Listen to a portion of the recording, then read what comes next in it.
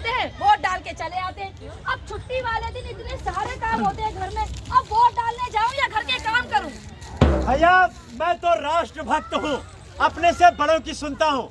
जब इलेक्शन होते हैं तो वही तो हमारे बीच में आके कहते हैं, भाइयों बहनों आपका मत बहुत कीमती है, उसे मतदान करना। अरे भैया ये तो एक रेस है, जिसे जीतना है वो तो जीतेगा, और मुझे क्या मिलेगा, मेरा क्या फायदा? मैं क्यों इतनी ठंड में अपने घर से बाहर निकलूंगा, पोलिंग बूथ तक जाऊंगा, वोट की लाइनों में खड़ा रहूंगा, मेरा क्या फायदा इसमें?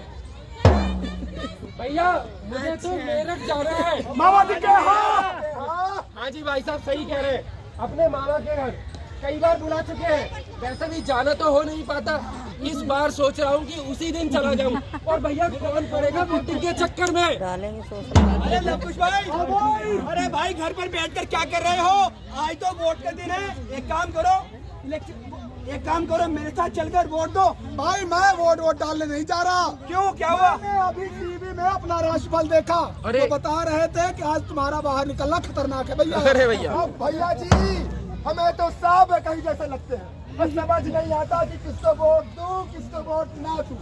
हम क्या सोच रहे हैं कि अगली बार इलेक्शन में हम खुद ही खड़े हो जाएं, के आगे की बटन दबाकर घर वापस आ जाएंगे। मेरी जान पहचान का इस बार कोई खड़ा ही नहीं है, ना ही मेरे गोत्र का है, ना ही मेरी जात का, और ना ही मेरे धर्म का। मैं खड़ी हो अब जाती मैं वोट दूं तो आंटी क्यों दूं? भाई वोटिंग करने से अब तक कुछ बदला है जो अब बदल जाएगा। मेरी गली की बत्ती पहले भी बंद थी, अब भी बंद है और कल भी बंद ही रहेगी। सारे के सारे पॉलिटिशियन एक जैसे हैं, आखिर वोट दूं भी तो किसे दूं? वहाँ तो मुझे दे दो। वोट डालने जाते हैं, अब मेरे वोट ना डालने से कौन सा किसी के भैंस की पूंछ उखड़ जाएगी।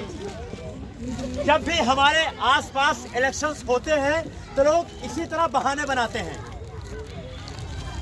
एक्सक्यूजेस तलाश करते हैं कि हमें वोट देने ना जाना पड़े, और नतीजा कभी 60%, कभी 65%, तो कभी जाकर 66%।